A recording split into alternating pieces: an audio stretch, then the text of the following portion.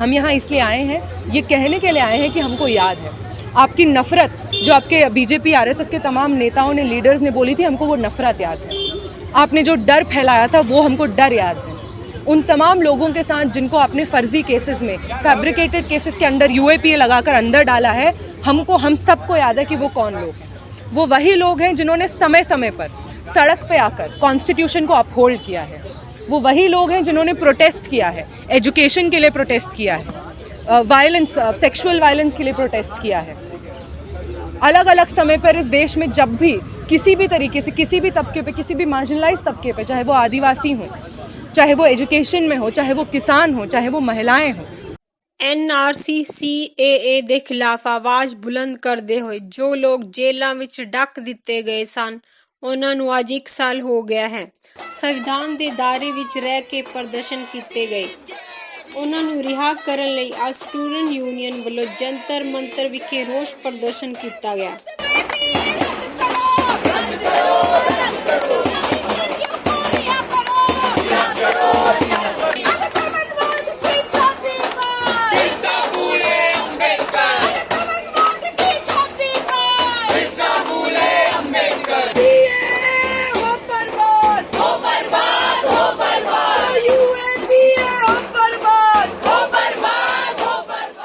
देखिए, इस प्रोग्राम से हमारा सिर्फ एक ही मैसेज है। 1 साल हो गया है और ऑफिशियल जो अकाउंट आया है अलग अलग ऑर्गेनाइजेशंस ने जुड़ा के, उसमें आसपास 53-55 के आसपास टोटल डेथ का काउंट है, जितने लोग की डेथ हुई है वहाँ पे राइट्स में। उसके अलावा कितने हज़ारों लोग हैं जो इंजर हुए थे उस वक्त। हम लोग ने खुद वहाँ पे उस पूरे एरिया में, भजनपुरा, सीलमपुर एरिया में जाके देखा, वहाँ पे कितने के कितने घर जले हुए हैं, दुकानें जली हुई हैं, और उसके बाद डायरेक्ट लॉकडाउन लगा है। और अभी जब हम वहाँ पे उनसे बात कर रहे हैं तो हमको समझ में आ रहा है कि लॉकडाउन के एक तो दंगा होता है, उसके बाद लॉकडाउन लग जाता है, जिसकी वजह से जो उनका बेसिक सोर्स ऑफ लाइवलीहुड भी उस वक्त था, उनकी दुकानें जल गई, उनके घर जल गए, अब उनके पास वो भी नहीं है। 1 साल हो गया है, 1 साल हो गया है, और हम लोग यही बोलना चाहते हैं कि हमको याद है, हमको वो सारा डर याद है जो हमारे अंदर पैदा किया गया था। हमको याद है कि कपिल मिश्रा ने बोला था, जामिया के गद्दारों को, जेएनयू के गद्दारों को, एएमयू के गद्दारों को गोली मारो सालों को। हमको याद है, हमको याद है अमित शाह ने, अनुराग ठाकुर ने, इन सब लोगों ने, बीजेपी के तमाम और नेताओं ने बारी बारी करके एंटी मुस्लिम स्टेटमेंट्स पब्लिक में दिए हैं। हमको अच्छे से याद है। हमको ये भी याद है कि लगभग 5 दिन तक नॉर्थ ईस्ट दिल्ली में ये राइट्स चली थी, और अगर चाहती, दिल्ली सरकार चाहती, पुलिस चाहती, प्रशासन चाहता, तो वो ये राइट्स, ये जो पोग्राम हुआ है उसको रोक सकता था, लेकिन ऐसा नहीं किया गया।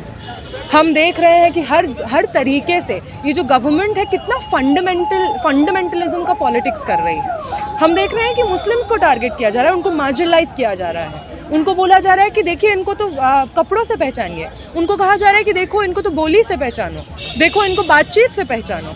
इस तरीके से एक इंसान की जो आइडेंटिटी है उसी को क्वेश्चन किया जा रहा है, और एक पूरी कम्युनिटी को, एक पूरे देश में टेररिस्ट बताया जा रहा है, एंटी नेशनल बताया जा रहा है।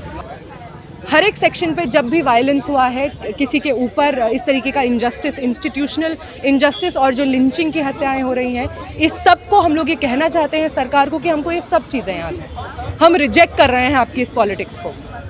अगर आप ये कहेंगे कि हम लोग हिंदुओं के साथ हैं, इसलिए हम लोग आपके साथ हैं, अगर आप हिंदू हैं तो आप लोग भी मुसलमानों के खिलाफ हुई है, तो हम उनको बोल देना चाहते हैं कि हम आपकी इस पॉलिटिक्स को रिजेक्ट करते हैं।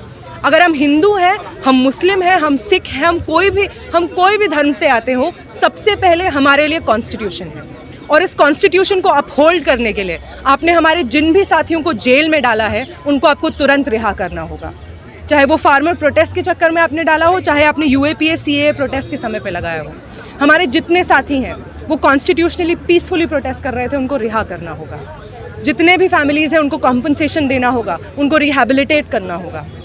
और बीजेपी सरकार जो कि आरएसएस के द्वारा कठपुतली बन गई है, उनको छोड़ना होगा, गद्दी छोड़नी होगी। योगी आदित्यनाथ को गद्दी छोड़नी होगी, जिन्होंने उत्तर प्रदेश को रेप का एक सेंटर बना दिया है, जहाँ पे एक के बाद एक, उन्नाव में, बदायूं में, हर जगह रेप हो रहा है, हम देख रहे हैं। और संरक्षण दिया जा रहा है जो रेपिस्ट हैं, जो अक्यूज हैं उनको। इस सब के खिलाफ हम लोग यहाँ पे खड़े हैं। हम ये कहने के लिए खड़े हैं कि सरकार चाहे कितना भी हिंदू मुसलमान कर ले, खालिस्तानी कर ले, एंटी नेशनल कर ले, टेररिस्ट कर ले, टुकड़े टुकड़े गैंग कर ले, हम सब एक दूसरे को पहचानते हैं और हमारी पहचान यही है कि हम संविधान के लिए खड़े हैं। आपकी पहचान ये है कि आप कम्युनल वायलेंस कराते हैं, आपकी पहचान ये है कि आप दंगा करते हैं, आपकी पहचान ये है कि आप नफरत फैलाते हैं। हमने क्या हासिल किया? 1 साल बाद अभी भी कपिल मिश्रा, अनुराग ठाकुर जेल में नहीं पहुंच पाए। इनफैक्ट इतना हिम्मत है कपिल मिश्रा में कि वो बोल रहे हैं कि उनको कोई रिग्रेट नहीं है, अगर उनको करना पड़ा ये सारा चीज़ वो दोबारा करेंगे। मतलब इतने हिम्मत है आज के दौर में बीजेपी के पास, वो खुल्ला बोल रहे हैं कि हम कम्युनल थे, हम कम्युनल रहेंगे और हम कम्युनल दंगों को बढ़ाने के लिए जो करना पड़े उसको हम बार बार करेंगे। तो ये जो बीजेपी हमारे देश को एकदम दंगाबाज देश बनाने के एकदम पीछे पुश कर रही है इसको। ऑन वन हैंड हम देख रहे हैं एजुकेशन ख़त्म है, पब्लिक इकोनॉमी ख़त्म है, ठीक है, हमारा डेमोक्रेसी ख़त्म है, फ्रीडम ऑफ प्रेस ख़त्म है और इंडिया का जो वर्ल्ड में जो स्तर है वो गिरते ही जा रहा है।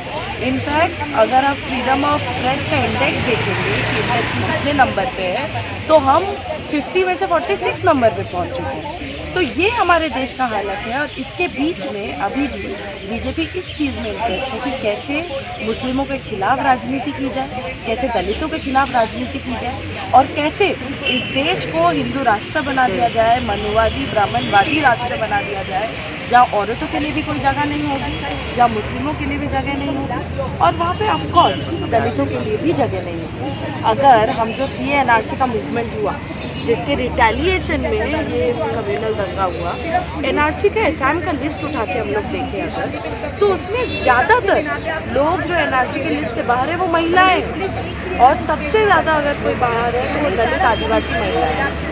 तो ये हम लोग को समझ लेना होगा कि आज के दौर में बीजेपी बस मुस्लिमों के खिलाफ नहीं है, वो ब्राह्मण के अलावा जितने लोग हैं उन सबके खिलाफ है। वो औरत है, वो आदिवासी है, वो दलित है, वो मुस्लिम भी है। ਸਟੂਡੈਂਟ ਯੂਨੀਅਨ ਦੇ ਆਗੂਆਂ ਨੇ ਸੋਸ਼ਲ ਮੀਡੀਆ ਦੀਆਂ ਨਵੀਆਂ ਗਾਈਡਲਾਈਨਾਂ ਉੱਪਰ ਬੋਲਦੇ ਹੋਏ ਕਿਹਾ ਕਿ ਇਹ ਚੰਗੀ ਗੱਲ ਹੈ ਕਿ ਸੋਸ਼ਲ ਮੀਡੀਆ ਤੇ ਨਫ਼ਰਤ ਨਾ ਫੈਲੇ।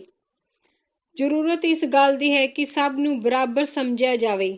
मैम, सोशल मीडिया पर जो अभी गाइडलाइंस आई है, क्या उससे कपिल मिश्रा को अब कुछ फर्क पड़ेगा? क्योंकि सोशल मीडिया से ही ये सारे वायरल होते हैं बयान इस तरीके से। देखिए, सोशल मीडिया का जितना भी गाइडलाइंस आए, ठीक है, हमने पिछले कुछ दिनों में देखा किस तरीके से कपिल मिश्रा का वीडियो और अनुराग ठाकुर का वीडियो जिसमें वो लोग खुलकर बोल रहे हैं कि गोली मारो सालों को, ठीक है, वो दलितों को गाली दे रहे हैं, मुसलमानों को गाली दे रहे हैं और वो वीडियो खूब सर्कुलेट हुआ। हम कुछ पोस्ट डाल देते हैं जिसमें थोड़ा भी अगर फेसबुक, मान लीजिए फेसबुक का एग्जांपल, तो तुरंत कम्युनिटी स्टैंडर्ड्स के हिसाब से उसको ब्लॉक कर दिया जाता है। लेकिन ऐसा क्यों हुआ कि अनुराग ठाकुर और कपिल मिश्रा का वीडियो जो है वो इतना सर्कुलेट हुआ और आज भी वो फेसबुक पर है? तो ये जो सोशल मीडिया का बोल रहे हैं वो, हाँ, हम में से कुछ लोगों के वॉइसेस को ज़रूर रिप्रेस करने के लिए यूज़ किया जाएगा, लेकिन बीजेपी RSS के वॉइस को ज़रूर वो मजबूत करेगा।